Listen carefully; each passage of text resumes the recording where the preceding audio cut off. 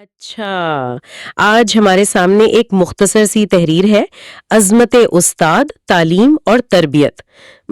کافی گہری باتیں ہیں اس میں استاد کے کردار پر۔ جی بالکل، مختصر ضرور ہے لیکن نکات بہت اہم ہیں۔ تو آئیے دیکھتے ہیں کہ یہ ہمیں کیا سکھاتی ہے۔ پہلی چیز جو فوراً کیا کہتے ہیں نظر پکڑتی ہے وہ استاد کے لیے درخت کی تشبیہ ہے۔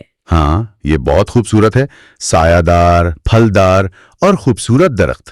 جی، یہ صرف کوئی شاعری نہیں لگتی، اس میں کوئی گہری بات ہے۔ بالکل، اصل میں یہ تشبیہ استاد کے جو مختلف پہلو ہیں نا ذمہ داریوں کے، ان کو سمیٹتی ہے۔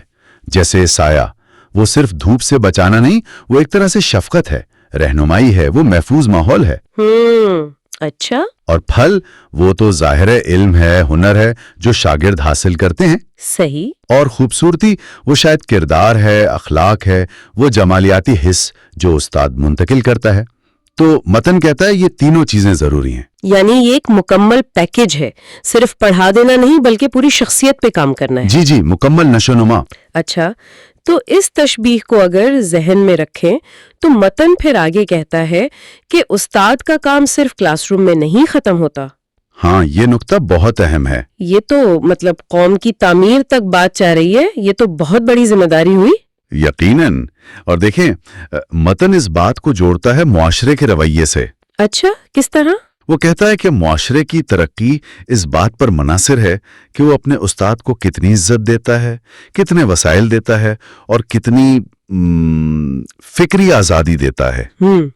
یعنی استاد کو بااختیار بنانا ضروری ہے۔ بالکل، متن کے مطابق تو کامیاب معاشروں کی یہ ایک کنجی ہے۔ جو قومیں اساتذہ کی قدر کرتی ہیں، ان پر اعتماد کرتی ہیں، وہی آگے بڑھتی ہیں۔ یہ بات واقعی اہم ہے، لیکن پھر متن ایک اور پہلو بھی سامنے لاتا ہے۔ وہ صرف باہر کی چیزیں نہیں، یعنی عزت اور وسائل، بلکہ استاد کی اپنی نیت، اپنی سوچ کی بات کرتا ہے۔ جی، یہ اندرونی کیفیت کی بات ہے۔ ہاں، کہتا ہے کہ اسے صرف ایک نوکری نہ سمجھا جائے۔ درست، یہ بہت کلیدی نقطہ ہے۔ متن زور دیتا ہے کہ استاد اپنے کام کو صرف روزی کا ذریعہ نہ سمجھے، بلکہ ایک مشن۔ ہاں، ایک مقدس مشن، ایک ذمہ داری، شاید ایک عبادت۔ عبادت۔ جی، اور جب استاد یہ سوچ اپنا لیتا ہے نا تو اس کے کام میں وہ خلوص آتا ہے، وہ لگن آتی ہے جو صرف نوکری سمجھنے سے نہیں آ سکتی۔ تو اس سے فرق کیا پڑتا ہے؟ متن کے مطابق یہ سوچ اپنانے کا نتیجہ کیا ہے؟ نتیجہ یہ ہے کہ اس سے ظاہر ہے پڑھانے کا معیار بہتر ہوتا ہے، لیکن اس سے بڑھ کر متن کہتا ہے کہ یہ استاد کے لیے دنیا اور آخرت دونوں میں کامیابی کا ذریعہ بنتا ہے۔ اچھا۔ وہ پھر صرف ایک پیشہ نہیں رہتا، وہ ایک عہد بن جاتا ہے، شاگردوں سے، معاشرے سے، اپنے ضمیر سے۔ صحیح، تو یہ استاد کو زیادہ ذمہ دار بناتا ہے، زیادہ مؤثر۔